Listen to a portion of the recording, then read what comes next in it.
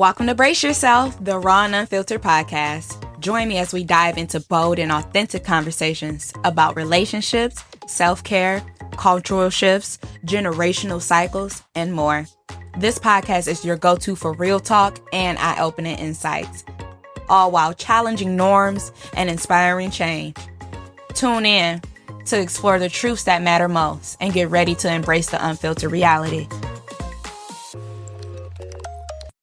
Quick disclaimer, the content of Brace Yourself, the Raw and Unfiltered Podcast with Ariel Marie is based on my own research, knowledge, experience, and expertise. While I've read numerous books and consumed credited content on these topics, I am not a licensed professional.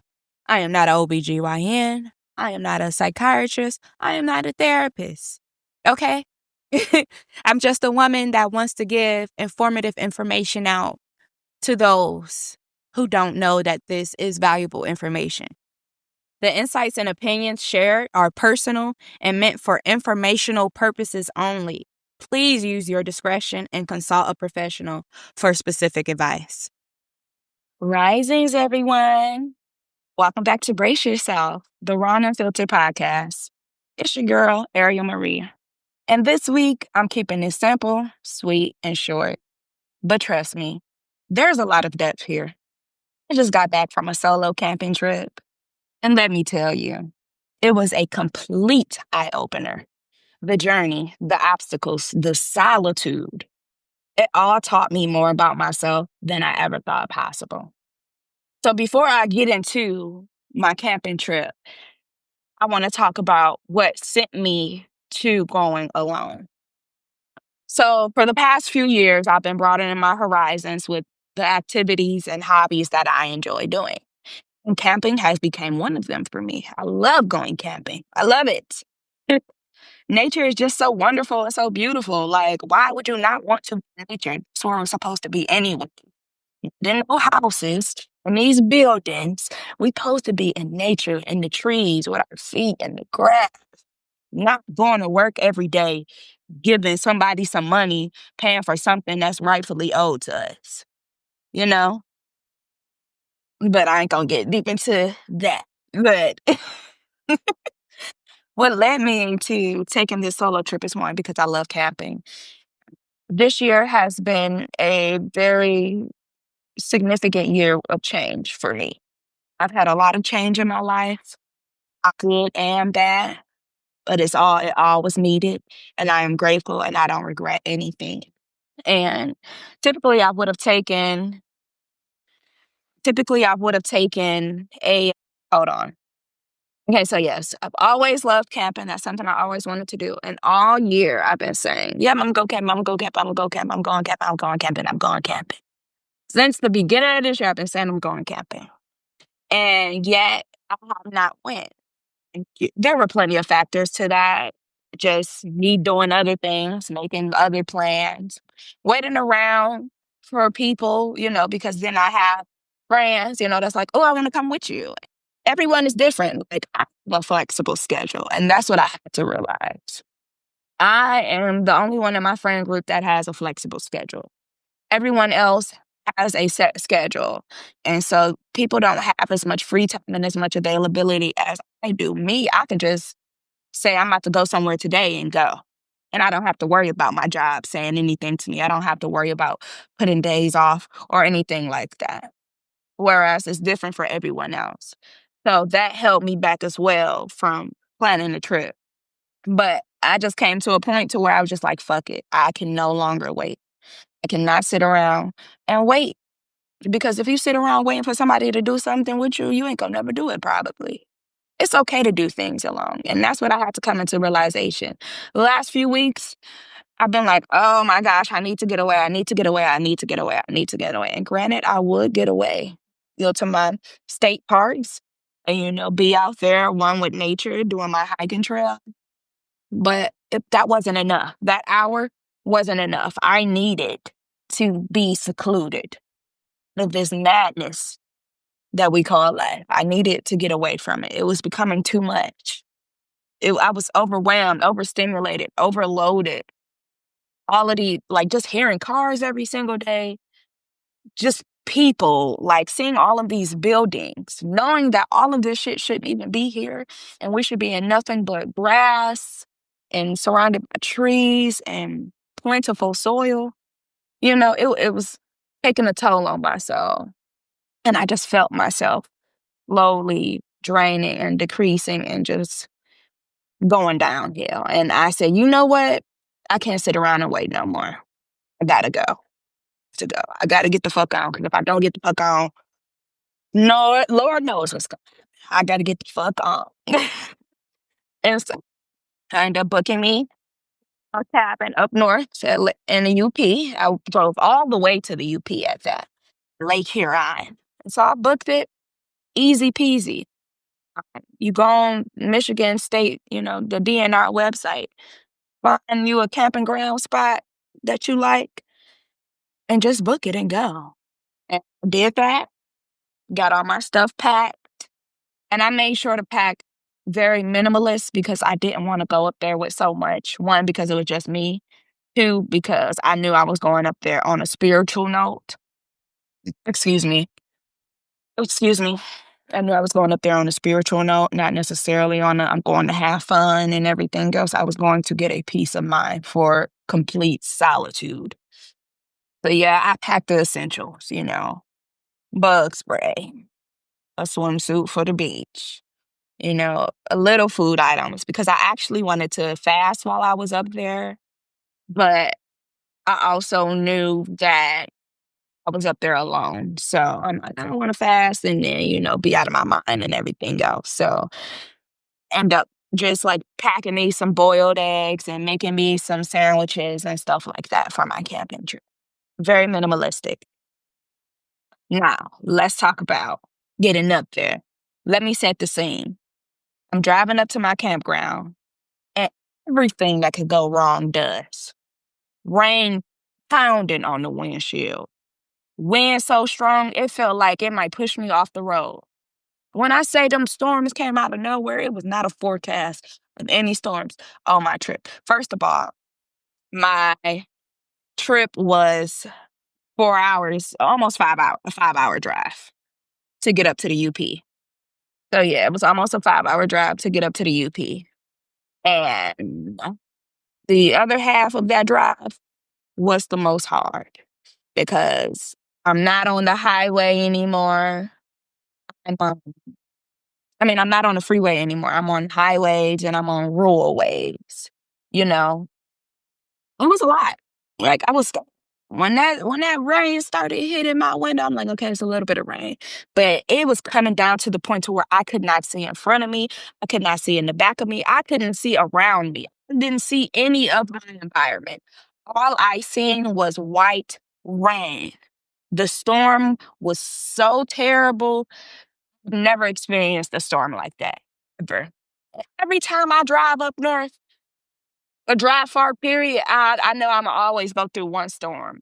But this storm, I thought I was walking into a tsunami or something. Like the way that this storm was, I was afraid for my life. I was scared. I'm trying to describe the storm and the way that y'all able to see what I was experiencing, but I don't think I could. But just imagine. Y'all know when y'all go to the water park and that little thing at the top on the kid part, it fill up with water and then it turn over and it just drowns the kids in water. That's the kind of rain I was experiencing on my second half of my trip up there. So when I say I couldn't see anything, I went from seeing trees, from seeing the street, from seeing cars, come one way, come the other way, to me not being able to see anything. And in that moment, I was so afraid. I'm like, yeah, I'm about to turn around. I'm about to turn around. Like I was about to cry. My anxiety was so high. I was about to cry. I'm about to turn around. I'm about to turn around. And then, I'm calling on my phone. Nobody answers. So I'm like, fuck, now I got to deal with this on my own. Like, usually, like when I'm driving through a storm or bad weather, I'm typically on the phone because that helps me get through it. But this time, I had to do it alone. First time ever, I had to go through some bad weather alone. But isn't that what up north for solitude, right? Okay, so I'm like, Universe, I see what you're doing. When my phone calls ain't get answered and I was in that storm freaking out. But you know what? My music that I had on is what got me through. My music that I had on. I was listening to my Lizzie Jeff. I was listening to my Shariah Wise, my Mellow Will, my Peach Kai. Manifesting motivational people. I was listening to them. And that's what helped. I'm like, all right, I got this. I got this. Don't worry, I got this. And I kept telling myself, it's okay. It's okay. You're going to get through the other side. It's okay. It's okay. You're going to get through the other side. It's okay. You're going to get through the other side. Because honestly, I kept thinking, why am I doing this to myself? I almost turned around.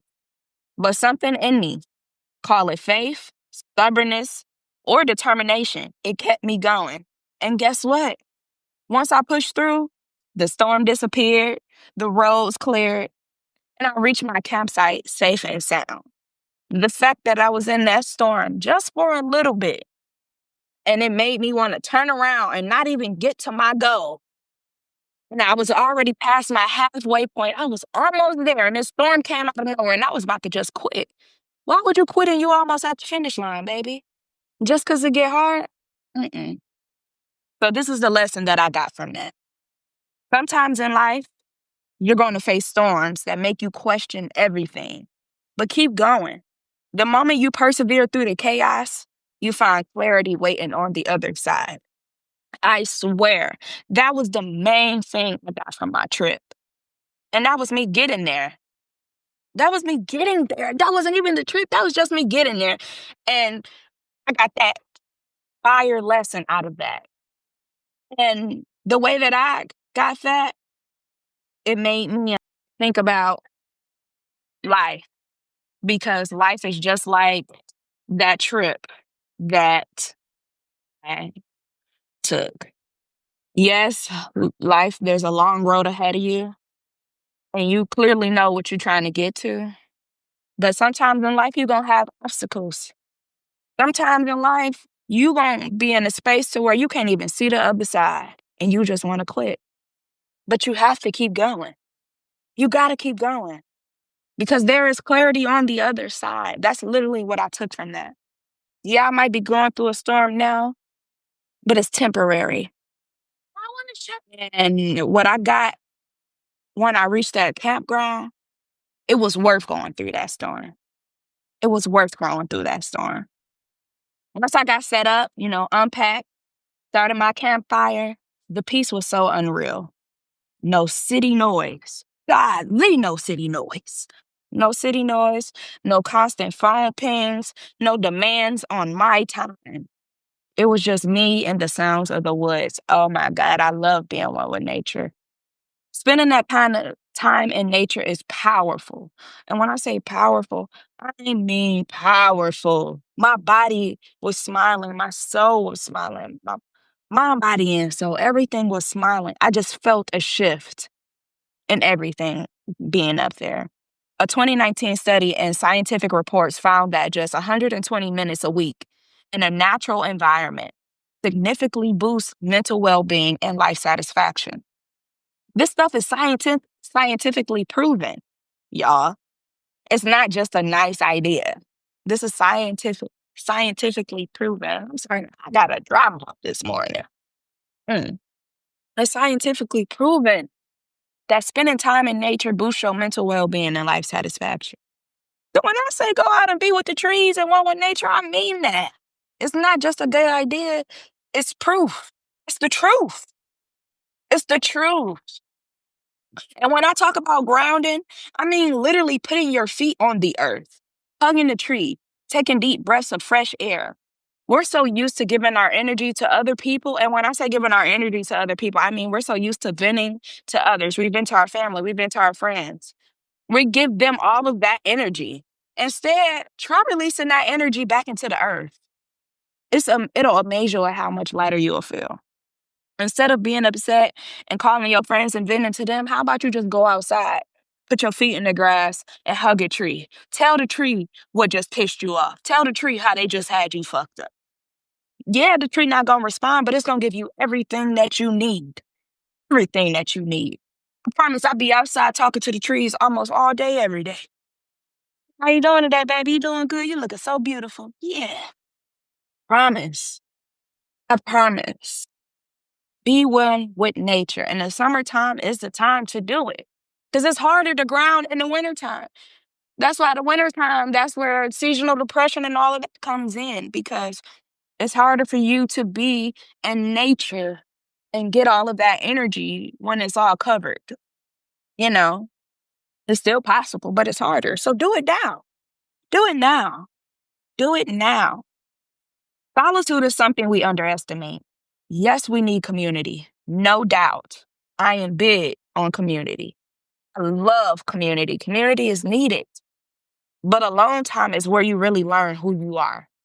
It's where you meet yourself in both the light and the dark. Bell Hooks wrote an All About Love. Knowing how to be solitary is central to the art of loving. When we can be alone, we can be with others without using them as a means of escape. Fire right there. Did y'all hear that? Did y'all hear that? Did that make a little tingle inside of you? Did that trigger you a little bit? Did it? When we can be alone, we can be with others without using them as a means of escape. I've realized all this year that I've been escaping. Yeah, I hang out with my friends and all of that. That's me escaping from reality and what I need to really be facing. That is literally me escaping. And I'm like, yeah, you got to stop. This quote is so on point because often we fill our schedules just to avoid facing ourselves. Hey, message, message, message. We fill our schedules just to avoid facing ourselves. Those people that stay busy and always got something to do and always got something planned, they are avoiding something because it is nothing like peace and quiet.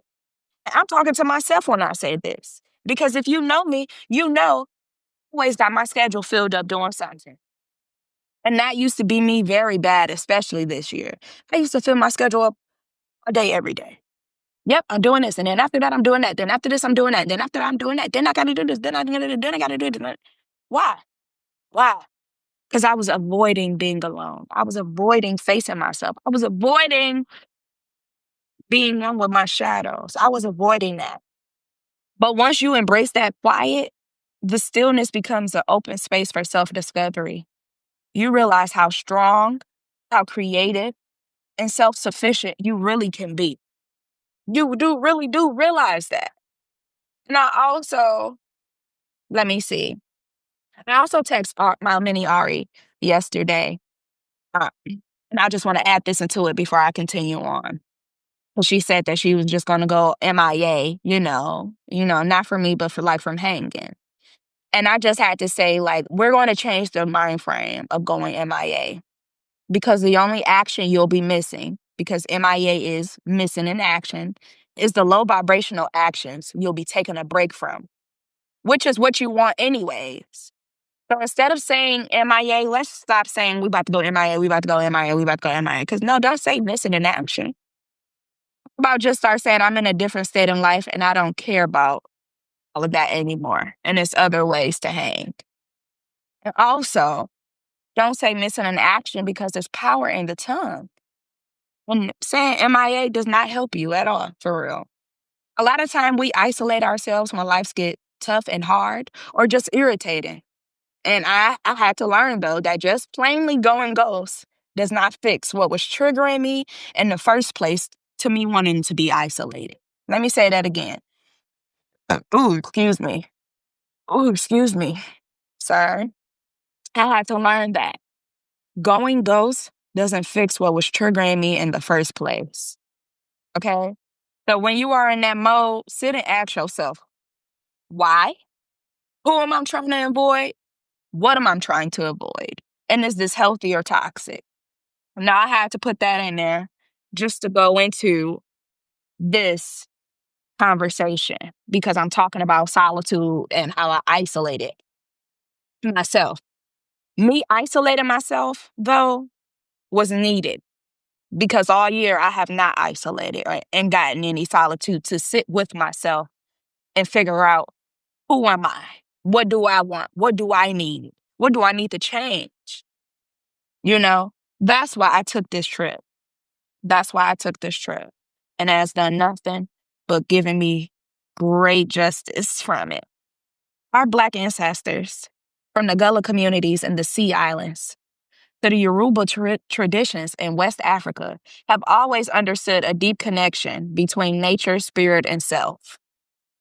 Our ancestors have always understood a deep connection between nature, spirit, and self. And I'm not going to get into it too much right now, but I just want to say, message right there as well. If our ancestors know about the connection between nature, spirit, and self, how come modern day and the European Americans try to take that away from us? They don't even teach us about that in school. We don't learn about grounding, being one with nature, and knowing thyself. We learn about the packet. I don't even know how to fucking say the word, but Pythagorean theorem. Because I just was saying it yesterday because I'm learning about astrology in this African Americans class right now. But we learn about unnecessary bullshit that does not help us become who we truly are. Modern society, and not even modern society, because this has been going on for generations. This has been going on since the slave days. And granted, the slaves had more mental stability back in the day because their feet was on the ground. They were in nature, you know, sadly, but they were in nature. Their feet were on the ground. But this is even before slave days. How we don't get taught about the deep connection between nature, spirit, and self. They took that away from us a long time ago before we even became slaves. They took that away from us when they took us from Africa.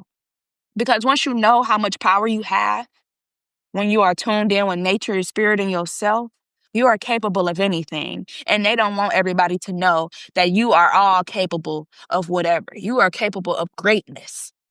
You are literally God, sis.